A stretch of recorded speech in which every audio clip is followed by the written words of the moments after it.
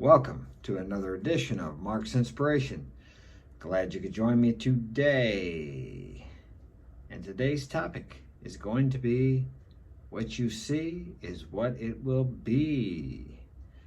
Okay, what do I mean by that? The world is what your perception of it is. What you see is what it will be. Okay, I was just talking to a guy, or we were messaging back and forth, and he was talking about the harsh realities of life, how women are, how relationships with women are, how primordial things are. Okay, now he will draw into his life situations, people, to prove that what he believes is true. If you believe you live in a harsh world, if you believe all women are gold diggers, if you believe all women are going to take advantage of you, if you believe all women are going to hurt you, if you believe all women are not trustworthy, you will draw these types of people and these experiences into your life to verify what you believe. Now, on the other hand, if you believe women are honest, women are trustworthy, women will treat you well, women will be straightforward with you, then you will draw those types of people into your life. If you think all women are bad and you meet a woman that you like, you'll find something wrong with her, or you will ignore her, or you will never talk to her, or you will find a reason to ignore her before you even get a word out of your mouth, or before she says anything to you, even if she makes herself available to you. If you believe that all women are going to leave you, you will create a situation where you will either leave them or you will push them out of your life. I've experienced that on both ends. I've pushed women out of my life, and thus I've had women push me out of their life because they didn't feel like they were deserving of love. When someone loved them, they were so, how do I say, they were just not used to it, so it was very uncomfortable for them. So if you meet a girl you really like and you are showing her love, not neediness, not codependency, but love, and she starts pulling away from you, it may not have anything to do with how you are acting, but could very well have something to do with the way she was raised. Maybe her father left her, or her relationship with her father was never close. There could be many reasons. We call them daddy issues, okay? If she has daddy issues, which almost all women do, and most men have mother issues, but the good news is you can deal with that. Most men, how I'll say it this way, more men than women will look into themselves, will do self-reflection. A lot of women won't take accountability for certain things. They won't logically look within themselves for the problems that exist within themselves. Not all women. I have met women that'll do it, but in general, it's not something a woman does to look within herself. Doesn't make her better or worse than men. It's just how it is. Just my experience. I could be wrong. But once again, we see what we believe. So that is my beliefs, so that is what I see. Now, I don't deny the harsh realities of life. I realize they exist, but I choose not to experience those, so I don't draw those into my life. I just don't focus on those things. Yes, I know they happen, I know they exist, but I don't watch the news, I don't read the newspapers, I stay away from anything that I don't want to experience in my life. Now, some people will say that's putting your head in the sand. I don't agree. I'm not denying those things exist and that those things happen. But whatever you focus on in your life, you're going to draw that into your life. If you believe all women are going to take advantage of you, guess what? You will find women that will take advantage of you. In all your relationships, you will be taken advantage of by your women because you believe that's how they are. And any woman who would treat you well, you will push away, or you will think, I don't know, I don't like her, but I really don't know why. It's because you believe a certain thing, so you have to draw these situations and people into your life to prove to you that that's true. So in a way, everyone gets to be right. I know that sounds strange, but everyone gets to be right. For example, the current health crisis that happened. That's a great example. I did not experience any negative effects from any of that because I chose to believe that, how do I say? I have to be careful what I say here. I chose to believe that it was not a big deal. I'll say it that way. And thus, it wasn't a big deal in my life. As a matter of fact, I had the best financial year I have had for many years this year. And my family, I have 6 kids, as you know.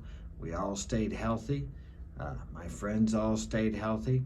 I know 2 people that passed away from it. One person was 97 and she had Alzheimer's, and that was a blessing. The other person was a friend of mine who was younger, and he had previous terrible health conditions with his lungs. So he had almost passed away 6 months or a year before. So sorry to see him go, but he was suffering quite a bit.